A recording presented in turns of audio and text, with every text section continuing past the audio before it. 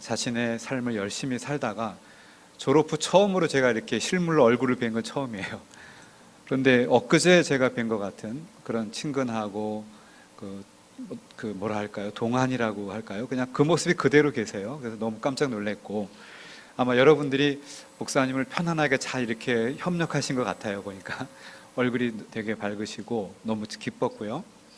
또 우리 최 목사님, 저는 역사신학을 가르치는 사람인데 우리 최 목사님은 신대원 때 역사신학 학회장으로 우리 학교를 위해서 많이 헌신하신 분입니다. 제가 늘 존경하는 목사님인데 그 교회에 이렇게 오니까 마음에 무척 감사한 마음과 기쁨이 가득합니다.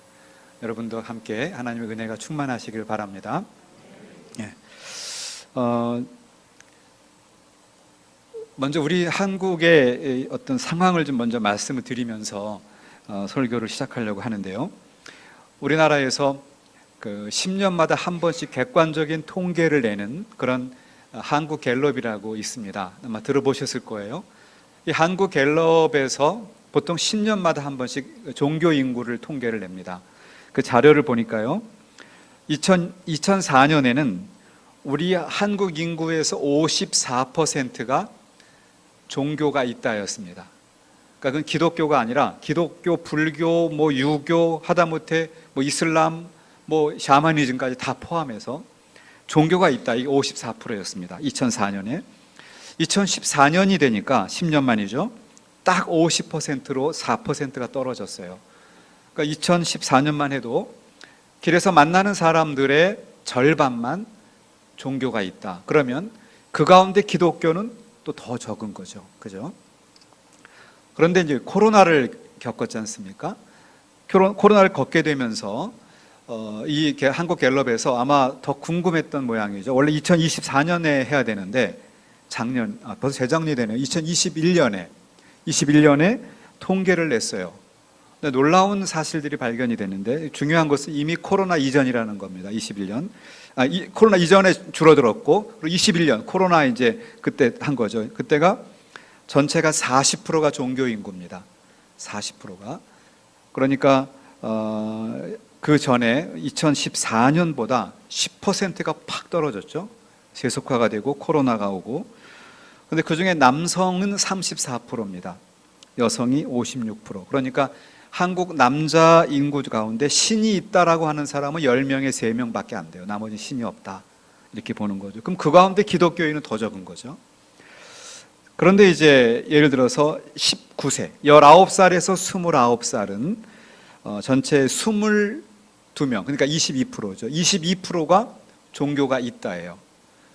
그 중에서 22% 중에서 기독교가 절반은 아니지 않을 거예요. 그죠? 결국은 10명 중에 1명 미만이 기독교 인구예요. 19세에서 29세. 30대는 30%입니다. 30%가 전체 종교 인구고, 그 중에서 기독교인은 그러면 10여 프로 잡으면 한두 명. 지금 한국 상황이 전체적으로 지금 전반적으로 특히 2021년 코로나 한 중간에 있을 때 종교 인구가 40%, 기독교 인구는 더 적은 포션으로 줄어들고 있습니다. 자, 우리가 여러 가지 이유를 말할 수 있을 겁니다. 인구의 감소 문제, 인구 절벽 문제도 있고요. 기타 여러 상황도 있을 거예요. 그런데 우리가 한 가지 기억할 것은, 이런 인구가 기독교 인구 자체가 줄어들고 있는 이런 상황, 더 나아가서는 종교 인구 자체가 줄어들고 있는 것은 한국 사회의 어떤 변화를 우리가 읽을 수 있다는 것이죠.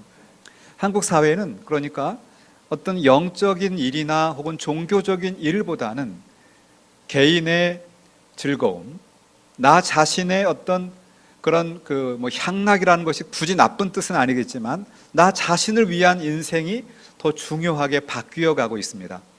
공동체, 가족 별로 덜 중요한 겁니다. 내가 중요한 나 중심의 사회로 지금 가고 있다. 이렇게 볼 수가 있겠어요. 그래서 이런 상황 가운데 지금 우리는 교회를 세워나가는 그런 성도들이 되는 것입니다. 그러면 이때 우리가 이제 전략이 중요하겠죠. 과연 무엇을 어떻게 해야 되느냐.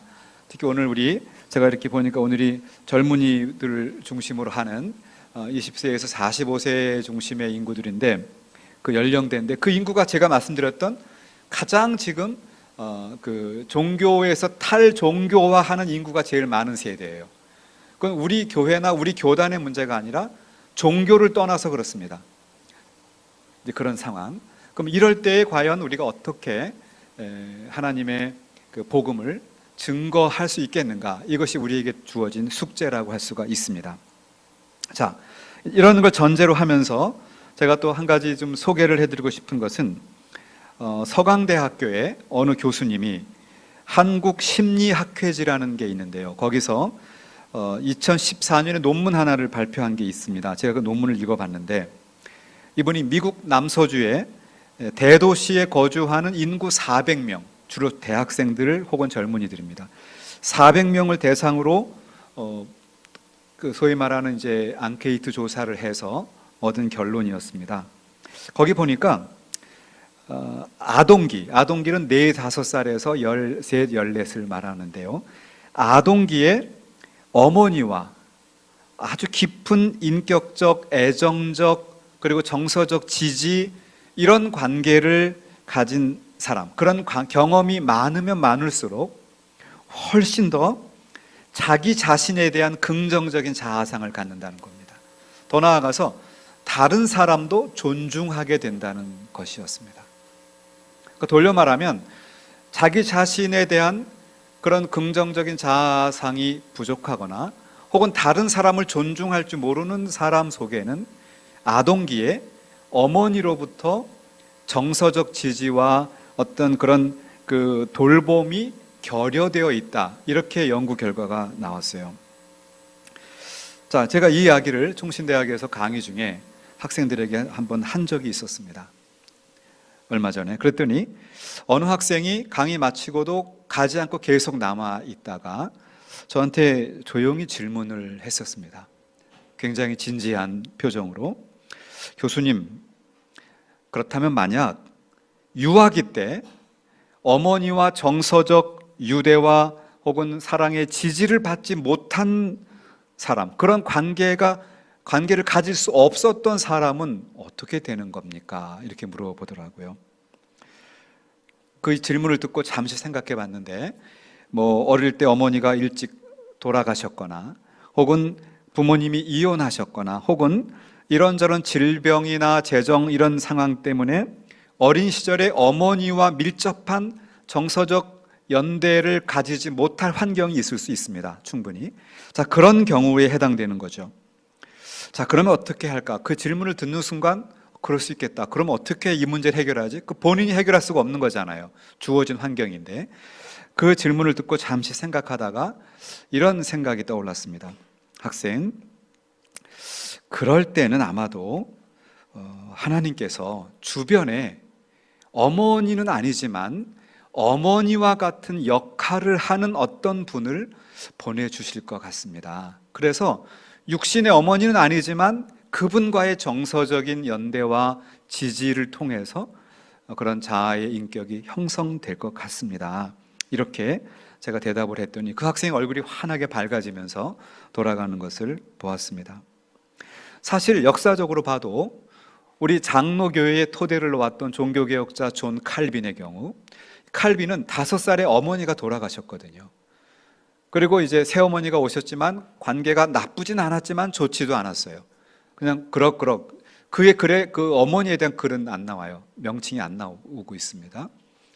그런데 칼빈은 어머니처럼 따뜻하게 그를 돌보고 지지해주고 연대해주는 마틴 부처라고 하는 그런 선배이자 동력자가 있었습니다. 아주 따뜻하고 넓은 가슴으로 칼빈을 언제나 평생을 동력을 했던, 칼빈보다 나이가 10여 살 많은 선배였는데요, 동력자고, 그 마틴 부처가 있었어요. 칼빈의 가장 그 중심적인 제자인 베자라고 하는 분도 3살 땐가 어머니가 돌아가셨습니다. 어머니가 돌아가셨어요. 3살에. 그래서 어머니가 돌아가셔서 이제 양육이 안 되니까 삼촌 집에 입양을 했습니다. 그러니까 삼촌 집에서 입양하면서 자라난 거죠. 그런데 이 베자가 칼빈의 뒤를 이어서 이제 그 종교개혁 그 제네바를 이어가는 우리 장로교의 신학적 토대를 놓았던 존경받는 위대한 인물로 성장할 수가 있었습니다. 이 사실을 보면 그런 생각이 저는 듭니다. 우리 기독교인들은 이런저런 환경 때문에 우리가 완벽한 삶의 조건을 가질 수는 없다는 것이죠. 저의 경우도 제가 대학교 때 저희 아버님이 돌아가셨거든요. 저희 아버님이 목회를 하시고 계셨는데 경기도의 남양주에서 대학교 때 이제 세상을 떠나시고 나서 경제적인 굉장히 압박이 찾아와요. 저희 어머님이 새벽부터 밤중까지 그 웅진 IQ에서 나오는 책이 있습니다. 그 책을 판매하러 다니셨어요. 생전 일을 안 해보신 목사 3호로만 계셨던 분인데, 그래서 아시는 분들, 노회 어르신들 다 친구분들 찾아다니면서 그렇게 해서 저희들을 이제 고등학교, 대학교, 제 동생은 고등학생이었는데 그렇게 대학 졸업까지 시키셨거든요. 그 환경은 사실은 굉장히 열악했던 기억이 납니다. 근데 그런 환경 가운데 하나님은 이런저런 주변에 돕는 분들을, 그런 지지를 해주는 분들을 보내주셔서 저나 제 여동생은 당시 고3이었는데요. 얼마나 충격이 컸겠습니까? 아버지 갑자기 돌아가시고 경제적 압박이 찾아오고 막 혼란이 왔을 때.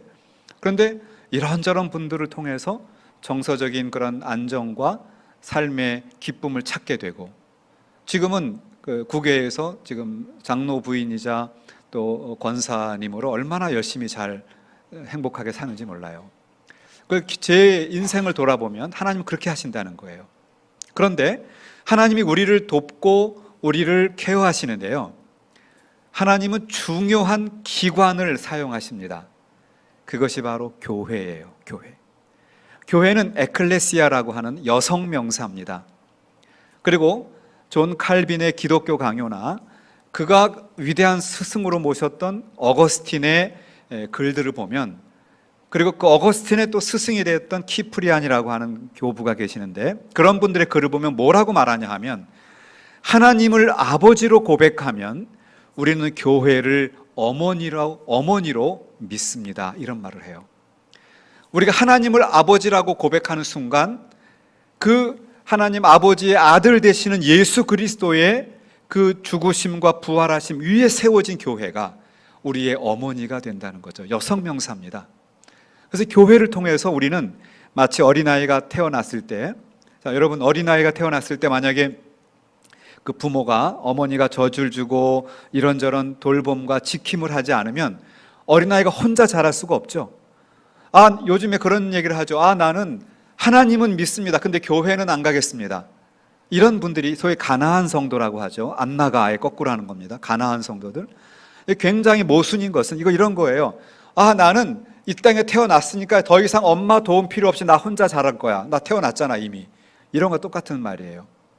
교회가 어머니처럼 그 아이를 잘 돌보고 지켜주고, 이단과 혹은 이런 영적 도움으로부터 보호해주고, 말씀 훈련을 통해서 양육하고, 그리고 그 성도의 교제를 통해서 따뜻한 가정애를 느끼고 정서적 연대와 지지를 얻는 겁니다. 그러면 그 영혼은 건강한 영혼으로, 건강한 자아상을 가지고 다른 공동체, 다른 사람을 존중하는 그런 존재로 성장한다는 거죠. 그게 교회의 역할이 되는 겁니다. 그래서 오히려 이제 코로나 이후 시대에 점점 개인화되고 파편화된 사회 속에서 지금이 기회가 되는 거죠. 오히려 많은 사람이 영적 혹은 내적인 그런 그 갈급함에 처하고 있습니다. 여러분, 코로나 이후에 나타난 현상 중에 하나가 고독에 대한 그런 고민들 아니겠습니까?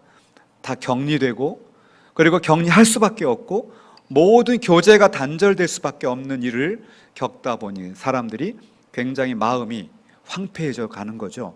거기에 필요한 것이 이제 그리스도의 사랑이죠. 그리고 사랑의 공동체, 교회의 역할입니다. 저는 그래서 오히려 코로나 이후의 한국 사회, 전 세계 사회 안에 지치고 상한 영혼들을 제대로 훌륭한, 그리고 행복하고 건강한 인격체로 키울 수 있는, 그들을 세워나갈 수 있는 중요한 대안은 교회에 있다. 교회가 어머니같이, 그리고 그 교회 안의 교제가 정말 인격적인 교제를 통해서 그런 공동체로 세워나갈 수 있다면 오히려 현대인들은 이 교회 안에서 대안을 찾을 것이다, 이렇게 봅니다. 이것은 여러 현상들에 대한 종합적인 그런 생각입니다.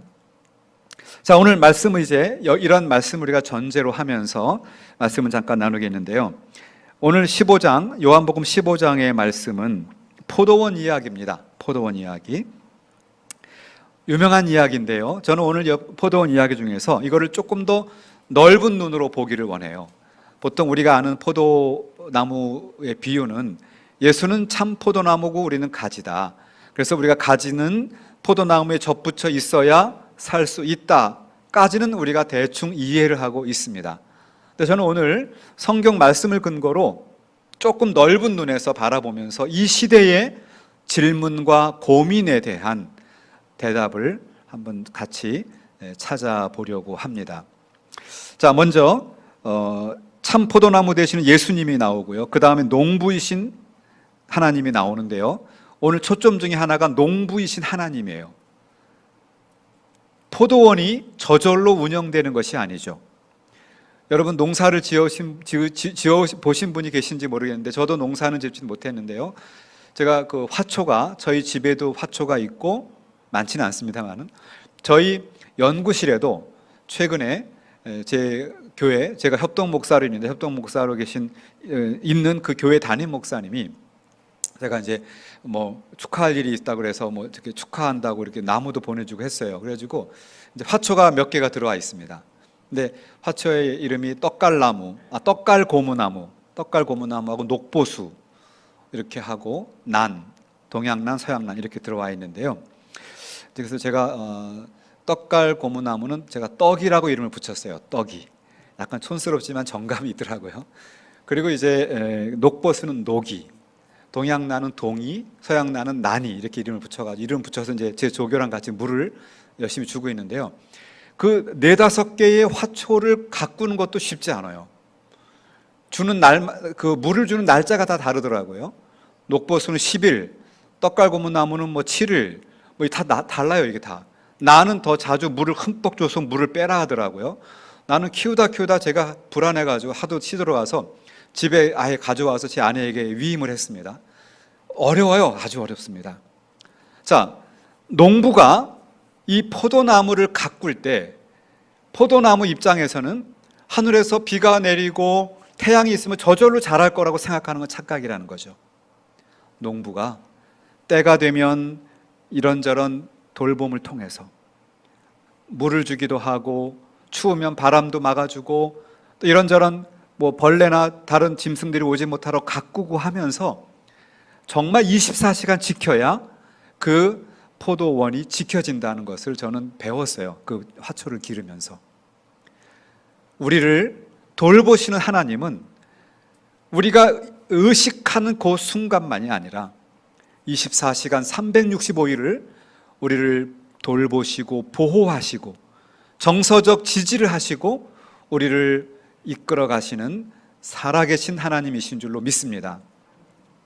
자, 그 다음에 그 농부 얘기를 드렸고요. 그리고 2절에 보시면 원래 그 본문을 직역을 해보면 이렇습니다. 원래 그 헬라어 성경을 제가 직역을 해보니까 이렇게 나와요. 모든 가지들 내 안에 있는, 그런데 열매를 맺지 않는 그것을 성부 하나님께서 제거하신다, 이렇게 해석이 됩니다. 그러니까 모든 가지들이 있는데요. 그런데 그 가지는 예수 안에 있어요. 그런데 열매를 맺지 않는 그 가지는 제하여 버린다, 뭐 이런 얘기죠. 자, 이 말씀을 여러분이 평소에 지나치는 말인데 자세히 들여다보면 좀 고민이 생기는 겁니다. 이상하지 않습니까? 분명히 이 가지는요, 나무에 지금 포도나무에 접붙임 받아 있는 가지예요. 그 나무에 붙어 있어요. 그런데 열매가 없다는 거죠, 지금. 그죠? 어떻게 예수님이 붙어 있는데 열매가 없을까? 이상하지 않습니까? 예수는 생명의 근원이신데 저도 매우 이상했어요. 주석을 다 뒤져보고 그리고 헬라어를 아무리 뒤져봐도 명쾌하지가 않은데, 또 제가 우리 장로교회의 신학적 토대를 놓았던 칼빈의 주석을 봤지 않습니까? 봤더니 아주 거기 명쾌하게 설명하고 있어요. 칼빈은 뭐라고 해석하냐 하면 그 가지에 붙어 있는데 열매를 맺지 않는 것은 가지에 붙어 있는 것처럼 보이는데 사실은 붙어 있지 않은 그런 가지는 열매가 맺힐 수 없는 것이다, 이렇게 말하는 것이죠. 다시 말하면 우리가 눈에 보기에 그 가지에, 나무에 붙어 있는 가지라고 우리는 볼 수가 있는데 정작 붙어 있지 않았다는 것이에요. 다시 말하면 우리는 사람을 외모로 평가하지요. 사람을 외모로 보고 그 사람의 여러 가지 견적을 내고 딱 사람을 대하게 됩니다. 사람의 어쩔 수 없는 본성인 것 같습니다. 그런데 하나님은 우리의 외적인 환경이나 눈에 보이는 것이 아니라 우리의 중심을 보신다는 것이죠. 중심이 정말 그리스도와 하나가 되어 있느냐, 중심이 하나님과 연합되어 있느냐, 이것이 중요한 겁니다. 바로 여기에서 종교개혁이 나옵니다. 여러분, 종교개혁 당시에, 그 당시 유럽은요, 제가 유럽에서 네덜란드에서 6년을 공부하고 이제 총신에 들어왔는데 6년에 공부하면서 제가 많은 교회, 주로 카톨릭 성당이 대부분입니다. 교회들을 전 교회사를 전공하니까 사진도 찍고 많이 그 연구도 하면서 이렇게 참 많은 자료들을 모으면서 공부를 했어요. 한 가지 참 놀라운 사실은 유명한 유럽의 성당들, 쾰른 대성당, 비엔나에 있는 성당, 밀라노에 있는 성당, 로마에 있는 성당들은요, 인간의 눈으로 볼 때는 정말 뒤로 넘어집니다. 넘어져요, 뒤로. 얼마나 우람하고, 야, 인간이 이렇게까지 아름답고 장엄한 건축을 할 수 있구나. 그런데 그것이 하나님께 예배드리는 곳이고요. 그리고 그곳에는 중세에는 수많은 온 그 도시와 나라의 백성들, 심지어 왕부터 귀족과 모든 농노까지 전 유럽인들이 다 100% 기독교인이었어요. 문제는 그들이 성경이 말하는 그 신앙이 아니라 스스로 만들어낸 성경에서 이탈된 왜곡된 신앙 위에 서 있었다는 것이죠. 그래서 그것을 벗어나서 정말 성경이 말하는 올바른 신앙을 찾고 회복하기 위해서 일어난 영적 그리고 교회적 운동이 종교개혁이고, 그것이 오늘날 우리 개신교 가운데 특별히 우리 장로교, 우리 대한예수교 장로회 합동교단이 있는 이 장로교회의 그 교회가 그 뿌리 위에 서 있습니다. 그러니까 우리는 겉으로 보여지는 현상에 집착하지 않아요. 하나님이 큰 은혜를 주셔서 모든 조건이 윤택하면 감사한 마음으로, 설령 그리 아니하실지라도 나에게 수많은 도전과 수많은 시련이 있어서 내가 그것을 감당하기 어려운 중에 겨우겨우 하나님 앞에 나오지만 내 중심은 주님, 내가 몸 밖에 드릴 것이 없습니다 하고 나올지라도 그 중심이 있을 때 하나님은 그것을 보신다는 것이죠. 여러분, 외모가 아니라 내면을 통해서 우리 중심으로 하나님께 나오시는 성도들이 되시기를 축원합니다. 자, 그 다음에 이제 4절을 한번 보시면 4절에 예수님은 한 단계 더 나가요. 더 나가서 내 안에 거하라 라고 하시면서 예수님도 우리 안에 거하겠다라고 말합니다. 그러면서 포도나무에 거하지 않으면 가지는 열매를 맺지 못한다, 이렇게 말하죠. 그러니까 우리는 예수님 안에 거해야 열매가 있다, 이런 얘기입니다. 자, 그 말을 좀 더 5절에 가면 좀 풀어서 설명하고 있어요. 뭐냐 하면 그 가지가 예수님에게 붙어 있고 예수님이 그 안에 거하는 사람은 열매를 많이 맺게 된다. 그러니까 예수님이 우리 안에, 우리가 예수님 안에 거할 때 열매가 많다, 이런 얘기가 되겠죠. 자, 그러면서 6절에 가면 예수님 안에 거하지 않는 사람들의 두려운 운명이 묘사되고 있습니다. 누군가가 예수님 안에 거하지 않는다면, 이게 원래 직역이에요. 원래 6절의 말씀이죠. 6절에 보시면 그 직역을 해보면, 자, 사람이 내 안에 거하지 아니하면 이렇게 나와 있죠. 근데 이것을 직역을 하면 만일 누군가가 내 안에 거하지 않는다면 이라고 하는 조건절을 달고 있어요. 그러면 가지처럼 버려지고 마르게 된다라고 표현합니다. 여기까지 정리해보면 우리가 예수님 안에 있어야 우리는 열매를 맺을 수 있는 것이다. 다시 말하면 가지가 스스로 열매를 맺을 수가 없는 것이죠. 자, 이것이 우리 종교개혁 신앙이고 우리의 믿음입니다. 우리 그런 찬양 여러분 기억하십니까? 울어도 못하네, 힘써도 못하네, 참아도 못하고요, 돈으로도 못하고 아무것도 할 수 없어요. 오직 하나님이 주시는 은혜, 위로부터 주시는 은혜로 우리가 할 수 있습니다. 그래서 오직 은혜로라는 것이 우리 신앙인들의 가장 결론적인 고백이에요. 오직 은혜로. 내가 노력을 해서 할 수 없었으나 하나님께서 나를 도와주셔서 이렇게 되었습니다. 이렇게 고백을 하는 것이죠. 이것이 신앙의 본질입니다. 우리가 할 수 없다는 것, 이것이 중요한 것입니다. 자, 그 다음에 7절을 보시면요, 주님이 내 안에 거하신다. 그러면 우리가 주님 안에, 주님이 우리 안에 거하는데, 그러면 주님이 우리 안에 거하신다는 것이 무엇일까? 그 답을 지금 말해주고 있습니다. 여러분, 주님이 우리 안에 거하신다. 여기 지금 물이 있지 않습니까? 제가 이렇게 물을 마신다고 합시다. 이렇게. 자, 그러면 물이 내 안에 들어오죠. 만약에 주님이 이런 액체라면 주님이 내 안에 거하신 거 쉽잖아요. 훅 마시면 들어오시겠죠. 근데 분명히 그런 건 아닐 텐데, 주님이 내 안에 들어오신다, 내 안에 거하신다는 게 무엇인가? 그거를 7절에서 친히 답을 가르쳐주고 계세요. 다 같이 한번 읽어보실까요? 7절 시작. 너희가 내 안에 거하고 내 말이 너희 안에 거하면 무엇이든지 원하는 대로 구하라. 그리하면 이루리라. 자, 답이 나오죠. 너희가 내 안에 거하고, 그 다음에 내가 너희 안에가 아니라 내 무엇이죠? 내 말이 너희 안에 거하면. 자, 주님이 우리 안에 거하신다는 말은요, 주님의 말씀이 우리 안에 있는 것입니다. 우리의 생각과 우리의 삶이 주님의 말씀에 의해서 움직여지는 것이죠. 그것이 주님이 우리 안에 거하시는 것입니다.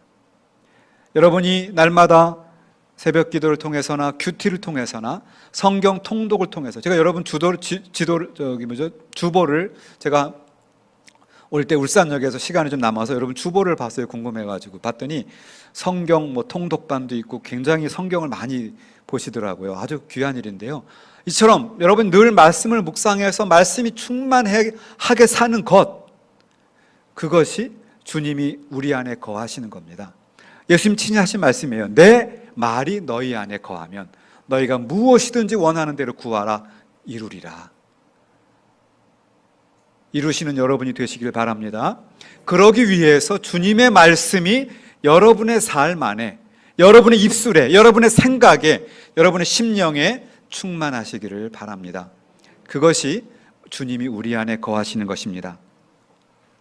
자, 8절에 보면 그렇게 될 때에 성부 하나님께서 영광을 받으세요. 아까 성부 하나님 농부라고 하셨죠. 그러니까 농부가 열심히 농사를 졌는데 포도나무가 아무리 가꾸고 돌보고 최선을 다했는데 열매를 맺지 못한다면 그 농부는 마음이 아프겠죠. 아, 이를 어쩌나, 안타까울 거예요. 그런데 그 열심히 가꾸었던 포도나무가, 그 가지가 말이죠, 가지가 뿌리가 있는 그 나무에 잘 붙어서 훌륭한 포도를 맺는다면 농부는 기쁨이 충만하겠죠. 그러니까 우리가 하나님을 기쁘시게 하는 일, 하나님께 영광을 돌리는 일이 바로 그런 것입니다. 말씀이 우리 안에 거하여 우리가 하나님을 기쁘시게 함으로 인해서 정말 우리의 삶이 행복하고 우리를 바라보는 사람들도 행복한 그런 인생이 되어야 한다는 것이죠. 자, 이제 방향을 바꾸어 봅니다. 지금까지는 예수님이 우리 안에 거하시는 것이 무엇인가를 보았고, 그것은 주님의 말씀이 우리 안에 거하며 우리가 말씀의 지배를 따라 사는 삶이라고 했는데, 그러면 우리가 주님 안에 거하는 것은 무엇일까? 그 생각을 한번 해보겠습니다. 여러분이 수영장에 가시면, 수영장에 이렇게 탁 다이빙에 들어가시면 물에 푹 잠기잖아요. 주님이 수영장이면 이해하기 쉽지 않습니까? 우리가 푹 다이빙해서 물에 들어가면 우리가 주님 안에 푹 잠겨 사는 것이다 라고 이제 생각할 수 있죠. 우리가 주님 안에 사는 건 뭘까? 그것도 우리가 고민이 되는 것이죠. 자, 거기에 대해서 주님은 또 친절하게 9절에서 답을 주십니다. 뭐라고 말하냐 하면 아버지께서 주님을 사랑하셨던 것처럼 주님도 우리를 사랑하셨으니 예수님의 사랑 안에 거하라. 자, 그러면 우리가 주님 안에 거하는 거 말할 때 주님의 무엇 안에 거하라고 말하고 있습니까? 주님의 사랑 안에 거하라. 우리가 주님 안에 거하는 것은요, 주님의 사랑 안에 거하는 것입니다. 주님의 사랑 안에 사는 것이 주님 안에 거하는 것이다. 여러분, 갈라디아서 2장에 보면 이제는 내가 사는 것이 아니라 내 안에 주님께서 사는 것이라. 내가 그리스도와 함께 못 박혔으니 이제는 내가 사는 것이 아니라 내가 삶을 살지만 내 안에 주님께서 사는 것이죠. 이 주님과 신비한 연합관계, 이거를 말씀해 줍니다. 그러면 하나 더 나가봐요. 그러면 주님의 사랑 안에 거한다는 것은 무엇일까? 거기에 대한 대답은 10절에 나와 있습니다. 우리 다 같이 한 목소리로 읽어보겠습니다. 시작. 내가 아버지의 계명을 지켜 그의 사랑 안에 거하는 것 같이 너희도 내 계명을 지키면 내 사랑 안에 거하리라. 자, 주님의 사랑 안에 거하는 것이 주님 안에 거하는 것인데, 주님의 사랑 안에 거하시는 것은 내 무엇을 지키라고 말합니까? 계명을 지키는 것이에요. 여기서 놀랍게도 주님이 우리 안에 계시는 것은 우리가 주님의 말씀의 지배를 받는 것이었는데, 내가 주님 안에 거하는 것도 결국 주님의 사랑 안에 거하는 것이, 그것은 결국 주님의 계명을 지키는 거죠. 역시 말씀대로 사는 것이에요. 서로 만나요. 이게 주가 내 안에, 내가 주 안에 사는 것이 아니겠습니까? 기독교의 복음은 놀랍고 신비로워요. 우리가 주님의 사랑 안에, 주님의 계명을 지키는 그 계명 안에 살아갈 때 우리가 주님 안에 거하는 것이고, 그러면 풍성한 열매를 맺게 된다, 그런 말씀입니다. 그러면 마지막으로, 그렇다면 그 주님의 계명, 그게 뭘까? 그 계명에 대해서 12절에서 주님은 또 설명을 해주세요. 참 우리 주님은 친절하십니다. 12절에 말씀하십니다. 내 계명은 곧 내가 너희를 사랑한 것 같이 너희도 어떻게 하라요? 서로 사랑하라 하는 이것이다. 다시 말하면 우리가 하나님의 말씀의 지배를 받는 것, 우리가 예수 안에 거하는 것 다 같은 의미였는데, 그것은 계명을 지키는 것이었는데 그 결론은 서로 사랑하는 것입니다. 서로 사랑하는 것을 통해서 우리가 주님의 참된 제자인 줄을 알게 되는 것입니다. 저는 1995년 7월에 결혼을 했습니다. 그런데요, 이제 1995년에 결혼했으니까 이제 곧 30년이 되어 가지 않습니까? 제가 연애할 때, 우리 최 목사님 잘 아시겠지만 저는 신대원 때부터 이제 교제를 했거든요. 늘 신대원에 같이 다니면서 공부를 했는데, 그때 제가 그 신혼 때 아내에게 사랑한다 이런 말을 하는 것과 20년, 30년이 되어가는 지금 이 시점에서 사랑한다는 말의 무게가 다르다는 걸 느껴요. 내가 좋을 때는 사랑하죠, 젊었을 때는. 그런데 정말 이런저런 인생의 역경을 같이 겪어가는 과정에, 이런저런 정말 눈물의 골짜기를 겪어가는 과정을 지나면서 그럼에도 사랑한다고 말하는 것은요, 정말 깊은 헌신이 요구되는 겁니다. 그렇지 않으면 사랑한다는 말을 내가 말하기도 민망하고 듣는 사람은 피식 웃어버리게 되는 거죠. 뻔히 아는데, 이렇게 되는 겁니다. 그죠? 그래서 이 사랑한다는 말이 제일 쉬운 말이지만 저는 굉장히 무거운 말이라고 생각해요. 무게가 보통이 아닙니다. 무게가. 여러분 서로 사랑하십니까? 사랑하시나요? 우리 석계교회 여러분들은 정말 서로 사랑하시는, 주님의 계명을 지키시는 풍성한 열매를 맺는 분들이 되시기를 바랍니다.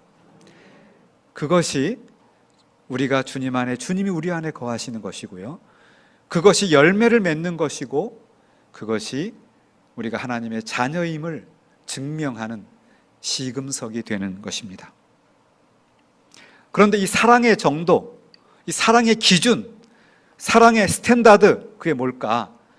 그게 바로 13절에 나와요. 바로 이어서 예수님이 하신 말씀입니다. 사람이 친구를 위하여 자기 목숨을 버리면 이보다 더 큰 사랑이 없나니.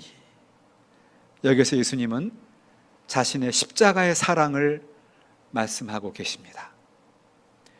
예수님이 우리를 사랑하신다고 하는 그 무게는 그냥 입에 발린 립 서비스가 아니라 우리를 위해서 자기 몸을 십자가에 내어 주시기까지, 그 주님을 그렇게 알지 못하고 혹은 주님을 머리로는 알지만 끝없이 주님을 배반하고 끝없이 도전하고 끝없이 도망다니고 회피하던 우리를, 그 부족하고 염치 없는 우리를 위해서 자기 몸을 십자가에 내어 주기까지 사랑하신 그 주님의 사랑을 여기서 제시하고 있습니다. 이것이 스탠다드예요. 이 주님의 사랑을 받은 자라면 당연히 우리는 우리의 가족을, 우리의 아내와 남편과 우리의 부모님을, 자녀를, 우리의 이웃을, 아직도 주님을 알지 못하는 우리의 근처에 사는 이웃들을 사랑하지 않을 수가 없는 것이죠. 이 사랑하라고 하는 말의 스탠다드는 예수님의 십자가의 사랑입니다. 친구를 위해 자기 목숨을 내어주는 그 사랑, 이 사랑의 근거에서 그 사랑으로 인하여 우리는 서로 사랑하고 서로 섬기고 서로 아름다운 믿음의 공동체를 이루어 가는 것입니다. 유엔 산하 자문기구가 있습니다. 거기에 지속 가능 발전 해법 네트워크라고 하는 기관이 있더라고요. 거기에서 매년 세계 행복 보고서라는 것을 발표합니다. World Happiness Report라고 하는 것이었습니다. 각 나라마다 1000명의 사람을 랜덤하게 뽑아가지고요, 과연 나는 내 인생을 만족하고 있는가, 이걸 이제 갤럽에서, 세계 갤럽에서 조사를 한 그것을 바탕으로 그 유엔 산하 기구에서 6개의 그 하나의 그 뭐랄까 조건을 가지고 평가하는 겁니다. 그 중에는 1인당 평균 소득, 개인의 자유로운 인생, 삶, 사회적 신뢰도, 건강, 그리고 기대 수명, 사회적 어떤 조건, 환경, 6번째가 관용, 서로를 존중하는 이런 어떤 풍습, 이런 거 6가지 변수로 적용해서 평가했어요. 이것이 이제 해마다 3월에 발표, 오랫동안 발표됐겠죠.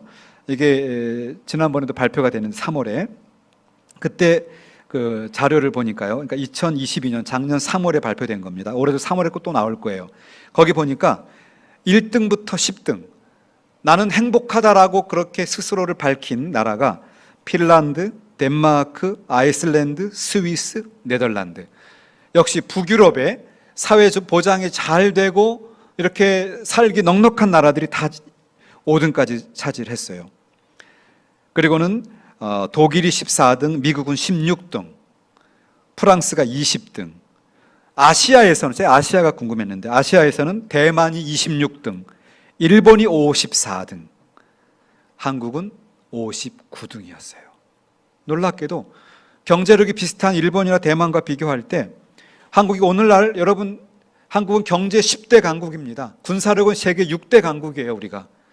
즉 옛날의 한국이 아닙니다. K-팝, 뭐 K-컬처, K-문화, 그리고 경제 모든 면에 한국이 세계 10위, 6위 안에 육박하는데 스스로가 나게 행복하다고 느끼는 사람은 59위였어요. 일본만도 못하고 대만만도 못합니다. 그런데 GDP나 기대 수명은요, 한국이 월등하게 높아요. 탑 10에 들어가요. 그런데 사회적인 지지, 부정부패, 사회적 어떤 관용, 사회에서 느껴지는 행복감, 이것이 점수를 다 깎아먹은 것이죠. 무슨 얘기입니까? 오늘 한국인들은 물리적인 조건은 세계 탑 10이지만 정서적으로, 마음, 심리적으로, 관계적으로, 그리고 사회적 계급과 지역과 세대 간의 갈등의 표출로 인해서 나는 불행하다라고 느낀다는 거예요. 마음의 벽이 큰 것이죠. 그래서 겉으로는 행복하나 속으로는 병들어 있는 것이 한국 사회입니다. 저는 이걸 표를 보면서 그런 생각을 했습니다. 한편으로는 너무 안타깝다. 옛날에 비하면 우리가 얼마나 잘 살게 되었는가. 그런데 왜 우리가 오히려 다른 어떤 나라보다 더 불행한 나라라고 느끼고 있는가. 그러다가 제가 하나 결론 얻은 것은 바로 여기에 기독교, 교회가 필요하구나. 사람들은 어디에 가도 이런저런 갈등, 대립, 불신, 불만 이런 것들을 통해서 불행하다고 느끼는 것이에요. 근데 교회는 어떤 곳입니까? 에클레시아, 교회는 어떤 곳입니까? 예수 그리스도의 몸된 유기체로서 이곳에서 우리는 새로운 생명으로 거듭나고 말씀과 사랑으로 돌봄으로 자라나고, 마치 유아기 때, 아동기 때에 어머니의 유대와 정신적 지지와 이런 감정적 돌봄이 그 사람을 행복하고 자존감 있게 만들듯이 한국 사회의 병든 영혼들, 병든 사람들을 이제는 교회가 어머니처럼 따뜻하게 그들을 교회로 초청해서 교회의 구성원으로 세워나가면서 말씀과 사랑으로, 사랑의 계명 기억나시죠? 내가 너희를 사랑한 것 같이 너희가 서로 사랑하라. 사랑의 공동체로 거듭나게 된다면 두 가지가 희망인데요, 한국 사회의 행복 지수가 뿜뿜 올라갈 것이고 교회가 다시 성장하게 될 것이다, 이렇게 생각합니다. 말씀을 맺겠습니다. 사랑하는 성도 여러분, 한국 사회는 병들어 있습니다. 경제적으로 최근에 1, 2년 어려움이 있지만 객관적으로 지금은 세계가 다 어렵습니다. 금리 문제, 기타 우크라이나 전쟁 문제로. 그런 전체적으로 세계 경제가 어려운 중에 그래도 한국은 세계 탑 10입니다. 그러나 한국 사람들은 병들어 있고 상해 있습니다. 고독합니다. 마음을 둘 곳이 없습니다. 우리는 누구입니까? 오늘 설교 제목이 나는 누구인가입니다. 우리는 친구를 위해 자기 목숨을 내어준 예수님의 사랑을 거저받은 사람이에요. 아무 조건 없이, 아무 이유 없이. 왜 나를? 이미 주님이 거저 주셨어요. 이제 우리는 이 사랑을 흘러보내야 됩니다. 병들고 지친 사람들을 우리가 교회가 보듬어 안고 이 한국 사회를 다시 소생시켜야 할 책임과 유일한 대안은 교회에 있습니다. 교회가 그리스도의 복음으로 다시 회복되어서 이 놀라운 어머니의 돌봄과 같은 그런 사역을 교회가 감당해주고, 우리 석계교회가 정말 아름다운 사랑의 공동체, 내가 다른 데는 몰라도 저 공동체는 나도 한번 속해보고 싶다, 저렇게 사랑이 넘치고 아름답고 늘 행복하고 미소가 넘치는 저 공동체가 도대체 뭐냐, 나는 정말 가보고 싶고 궁금하다, 이렇게 느껴질 정도의 사랑의 공동체가 되신다면 이 시대를 살리고, 그리고 여러분의 영혼과 여러분의 가정도 열매를 맺는, 내가 너희 안에 너희가 내 안에 거하면 무엇이든지 구하는 대로 얻으리라, 그 말씀이 응답되는 놀라운 교회가 될 줄로 믿습니다. 저는 거기에서 소망을 봅니다. 저는 이제 오늘 저녁에 기차를 타고 서울에 올라가지만 우리 존경하는 최 목사님하고는 신대원 동기입니다. 우리가 계속 교통을 하겠죠. 제가 이런저런 소식을 듣기, 우리 석계교회가 지금까지도 잘해왔거니와 앞으로도 정말 아름다운 향기가 나는, 주님의 사랑이 물씬 넘치고 교회가 살아 움직이는, 그래서 세상의 사람들이 도대체 저 사람들은 뭐냐, 이 어렵고 힘든 시기에 왜 이렇게 행복하냐, 나도 한번 가보자, 그런 공동체가 되어서 아름다운 모델이 되고 아름다운 희망의 좌소가 되기를 우리 주 예수 그리스도의 이름으로 축원합니다.